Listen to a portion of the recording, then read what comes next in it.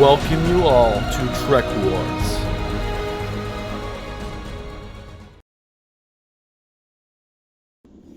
Alright, so we've been talking about the Cardassians, we've been talking about the Federation Border Wars, what kind of ships they had, what kind of weaponry they're using, and all that wonderful data. So there are some things about these Federation starships we should know about. We should talk about the Federation starships the way they were when they first arrived on the border wars, and what kind of weapons they had, what kind of equipment they had, and how it differs from the ships that we know today. So the very next thing I want to talk about is the different Federation starships that were seen during the Border War. So the Border Wars took place for a long period of time, and there were a lot of different ships that were coming and going during the Border Wars.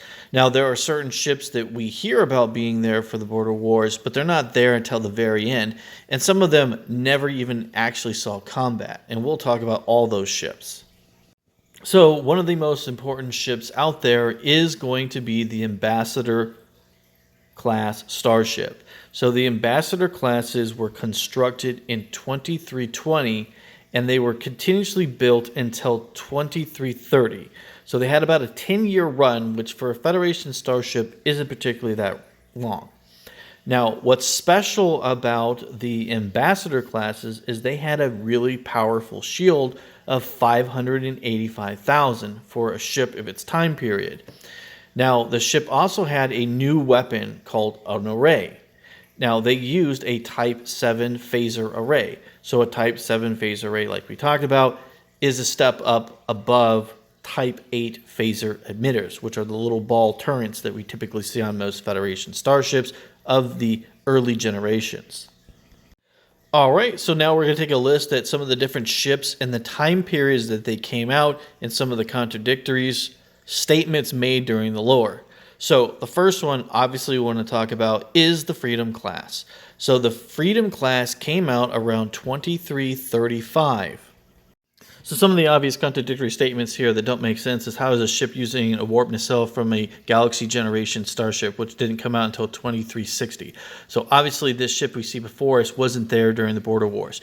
There was a version of this ship that existed out there, but it was using Type 7 phaser arrays, standard photon torpedoes, and the nacelle would have been your standard Enterprise C Ambassador class nacelle. Now the version we see here is a mass-produced, cheap budget version was used for the Border Wars towards the end, where it was using a newer generation warp core. It had a Galaxy class engine, warp nacelle, and it was given Type 9 phaser arrays.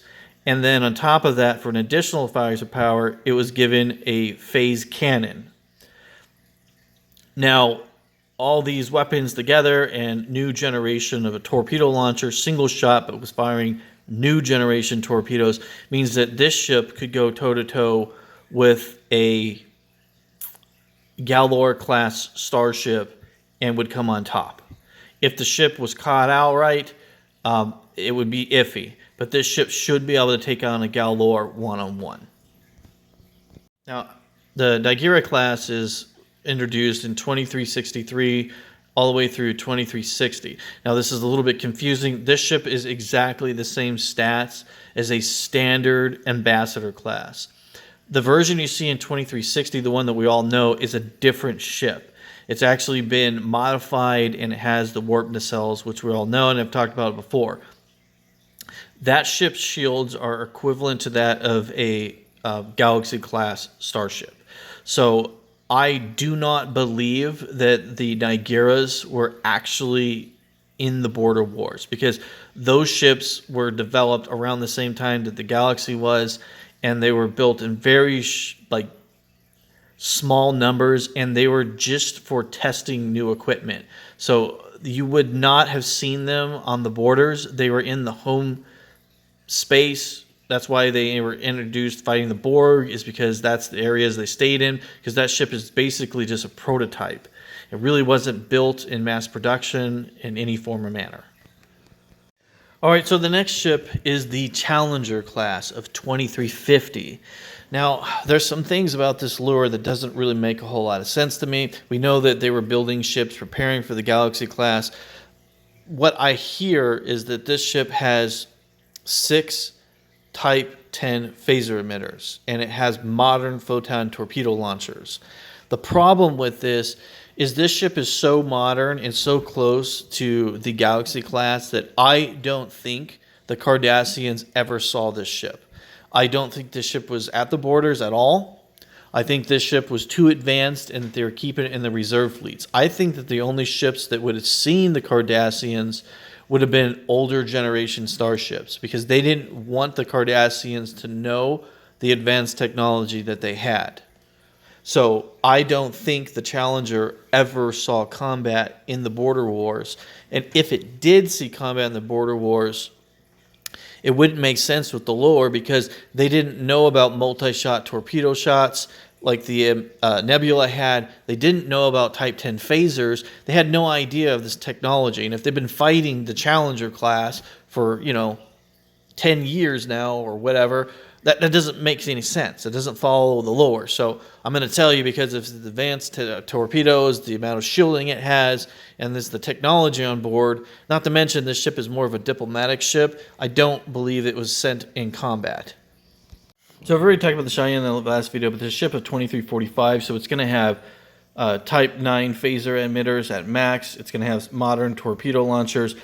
The ship would win against the Galor because its more advanced torpedoes could knock out the shields, damage the main weapon. If the ship doesn't damage the main weapon, then it would lose. So it's kind of an iffy. It goes either way with this ship.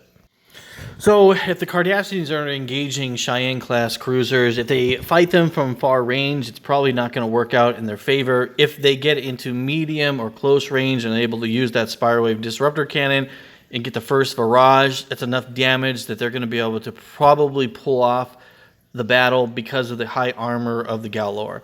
So the Cheyenne-class cruisers are a midway point, in my opinion, is if they can, but then they can also lose. So it's kind of like a dice on under who hits who first. So the Cheyenne is superior than a Galor, but it's not by enough that I would guarantee the victory. Okay, so now let's talk about a ship that is famous. There was a battle between a Galor and an Ambassador class. And so this battle that took place, the Galor actually came up on top. And so I want to talk about this lure. So this is one of the engagements that really caused the border war. So it's the Battle of Belari sector. I don't know if that's right or not. But based on my stats and stuff, I don't see how an Ambassador would lose to a Galor. So I've been running my scales, and the only way I could see that this would happen, and it kind of goes with the lure of the battle, is that the Ambassador was kind of caught off guard by the Galor. So if the Galor was able to fire its phasers, the heavy spiral disruptor cannon, and let's say they were lucky enough to get through the shields because they're very close, and then they were able to damage the torpedo launcher, and the ship wasn't able to launch its torpedoes. It was only reliant on its phaser Type 7 arrays, which are 6,250, can fire 12 times. It's 195,000. It's still a lot of damage. But at that point, the battle would be so close, because the Cardassian ship does have a lot of armor, but so does the Ambassador. But the captain did flee. And I could see why he would have, that's a really, really close battle. And I could see why he actually left. Now, this is not a normal thing that would take place. Must have been just, everything just went right for the Galor. A Galor in normal circumstances cannot take on an Ambassador class ship on a one-on-one basis. It's just not going to happen. So I want to let you guys know, I know about the lore. I know what they're talking about. I went through, I read it. I understand the scenario. This is a one-time lucky thing, in my opinion. So Ambassadors beat Galors hand down. All right, so now it's the New Orleans class. So the New Orleans class was created in 2340. There was an upgraded variant in 2364. Now, the problem with the New Orleans class is the New Orleans class lore doesn't make a whole lot of sense, because 2340, they didn't even develop the warp nacelles of the Galaxy class yet. So there's all kinds of problems with the lore that doesn't make sense, and we'll kind of talk about that right now. Well, obviously, the warp nacelles didn't exist during that time period. The other problem with this ship is this ship is stated to have basically the same components as a Galaxy class. Type 10 phasers. It's got a shield, which would have been modern, which would have been like a Galaxy class.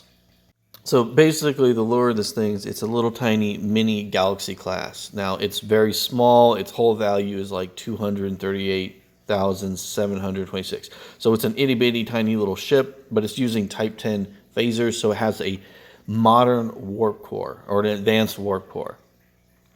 And its problem with this is that technology did not exist. And if these ships were being used during the border wars, which we absolutely know they were, because Maxwell used to command one of these ships and he fought Cardassians, and the Galor cruiser sent him running. The problem with this is any kind of starship using Type 10 phasers is what is stated. A Galor cannot defeat any starship with Type 10 phasers, period. Remember, 4 shots, shields go down. Type 10 phasers can fire 14 times. That's 910,000. One barrage is going to blow the damn shields away, and it's going to damage half the starship in one barrage. So obviously, if they were coming across these ships, there's absolutely no way the Cardassians would think that they could take on the Federation. It's even worse than fighting a Galaxy class, because this ship is 1/3 your size and it's 10 times your firepower. So there's a huge problem and huge discrepancy. So in order to fix the mistake that the writers of this comic book have created, because they're imbeciles, now we have to try to fix this. So the only way I found to be able to fix this is I would have to change it from a modern shield during the Galaxy class era to a shield that was being used in the appropriate era. So its shields are going to go down from, the 1,755,000 to a standard what we'd seen during the time period of 585,000. Now, if we do that and we don't give it multi-shot technology like a Galaxy class, then it's a single shot photon torpedo. It's a new generation like the Cheyenne class torpedoes. Its first barrage would be like 342,000. That's enough to wipe down the shields. It's enough to damage the Galor. The Galor would probably be able to get one barrage of its heavy spiral wave disruptor cannon off before the Type 9 phaser arrays, instead of 10, damage the main weapon, and then it becomes a fight of secondary weapons. With the New Orleans class having Type 9 phaser array, it puts it at the point where it doesn't have enough firepower to defeat a Galor, and it would retreat. So the only way I can fix this disgusting mess is by altering the lure.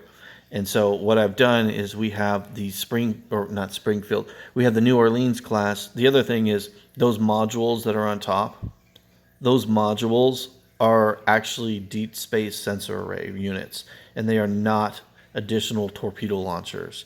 That just makes the ship insanely powerful, and it's absolutely ridiculous. So the New Orleans class was present, but it was a different variant, and it wasn't the one that we typically see. It wasn't the one with the normal stats. The normal stats that we're typically used to seeing, the New Orleans that we all know is the New Orleans that is the contemporary to the Galaxy class project. That was the height of the project, where they took the technology of the Galaxy class, they shrunk it down, and that technology was put into the New Orleans class. Now that new technology, that shrunken down technology, we're going to see from this point on in all modern Federation starships. So that's going to be the Intrepid, the Sabres, Norways, Defiant, all those other ships that are small ships like this ship are using Type 10 phasers from this point on. So this is like the contemporary of everything to come. So next we're going to be talking about the Springfield class of 2352. So the Springfield class was a variant that was a part of the prototype for the actual Nebula line rather than the Galaxy class, though they're using same components and same technology. These ships are using newer standard photon torpedoes of the TNG era, which would be in the same kind of torpedoes that the Galaxy class and Nebula are using.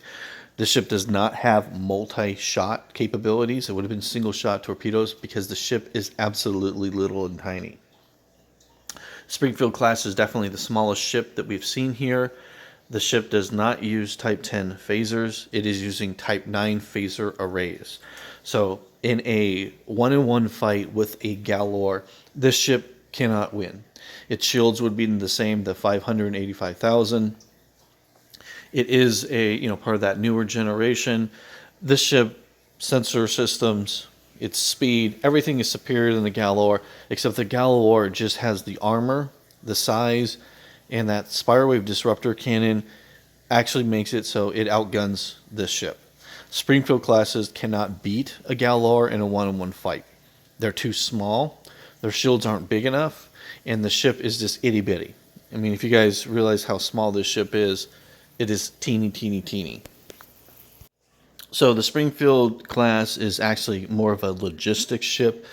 Yes, it can defend itself in the front line. It's got pretty modern weapons, Type 9 phaser arrays. It's got, new generation torpedoes. So the ship can hit for a lot. It's just so small, but its modularity makes it really important to the fleet. So if you're a captain, you're definitely going to have these ships in your fleet because they do a lot of logistics. They have an advanced scanner, which you can use on the little portable part of the ship, so it can have a module. If you need more additional supplies, you can use that module as a supply unit. And if you do need more firepower for your fleet, you can swap out the module for a weapons module, which gives it additional torpedoes.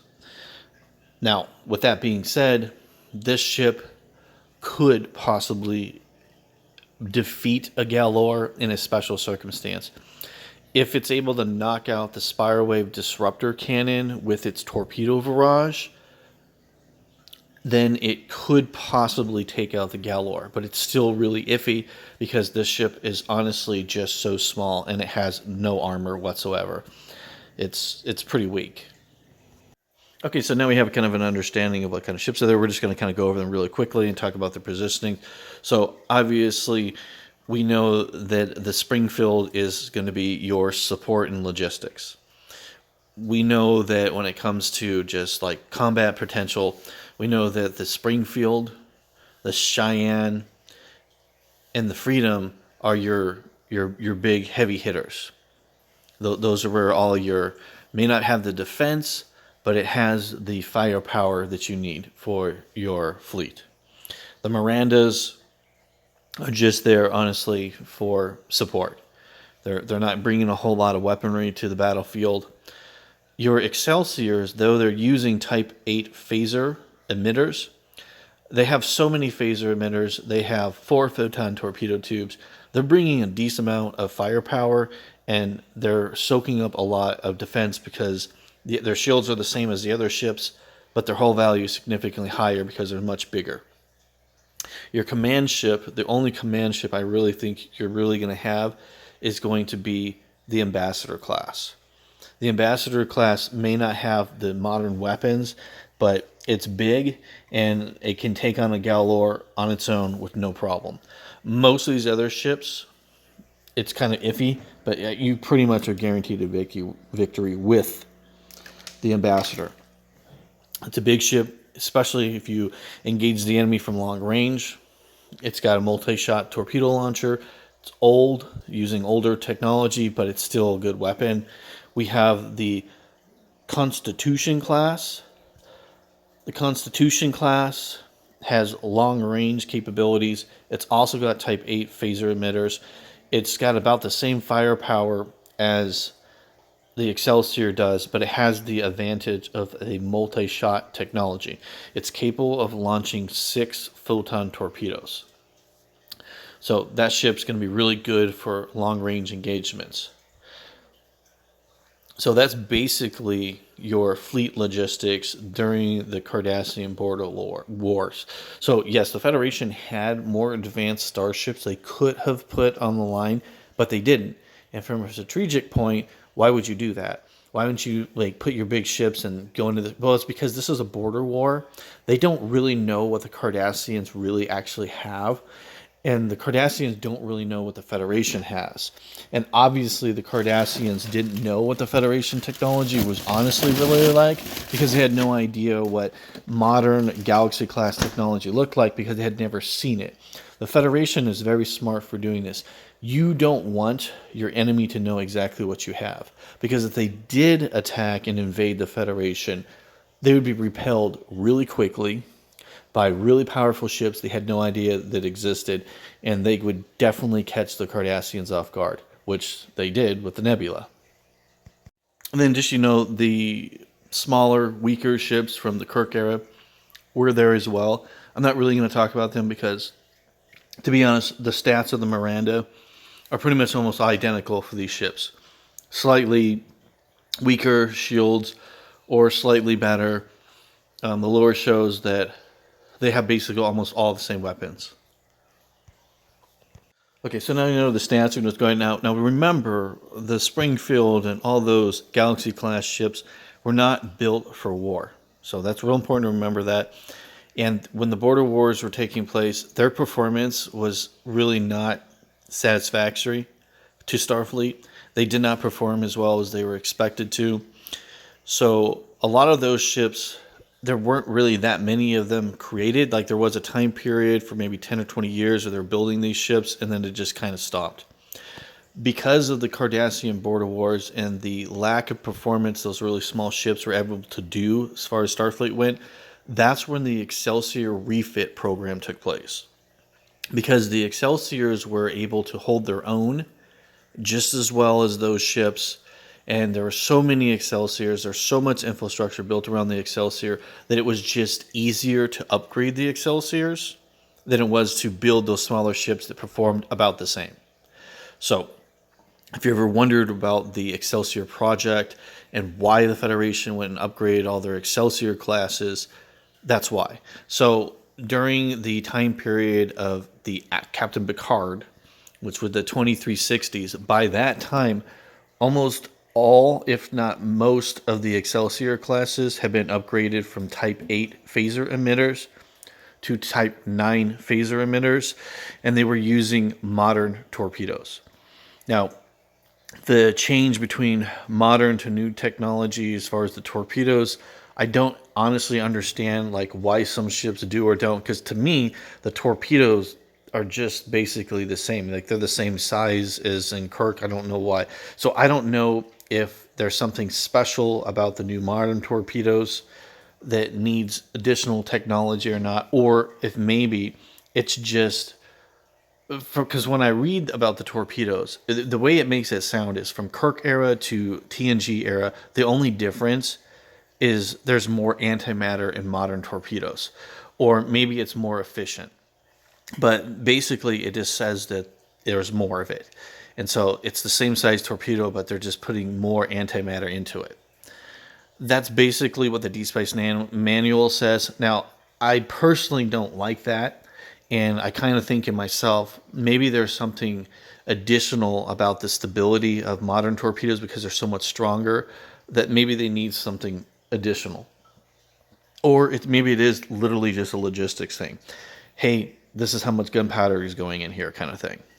So I really don't know. If you guys are more familiar with torpedo technology, more so than just the Deep Space Nine manual, I understand how the antimatter and how the explosion works, but why modern torpedoes are so much stronger than Kirk-era torpedoes, the manual basically says it's the antimatter. That's what the Deep Space Nine manual says. So, with that being said, this, in my opinion, was the Federation Border Wars. So I do have a video going into showing you all this information, and as you see, I'm making references about the previous video. There's some issues going on with the previous video where I have to keep it down for right now, and it's being looked at by YouTube. So as soon as that gets approved, I'll resend it out for you guys. I apologize, but I can't control what YouTube does. The next thing is I'm going to talk about the ships that we've been seeing at the Cardassian side besides the Gal lore, based on some of the lore, Birth of the Federation, and some of the other games. I know that some people have videos already about that, and they talk about that, and they talk about how the Cardassians had ships that were equivalent to the Excelsiors. I don't believe that to be true, in my opinion, and I will explain why in that further video. But until then, engage. Thank you for watching Trek Wars. If you like this material, please subscribe and make a comment. And with that being said, victory is life.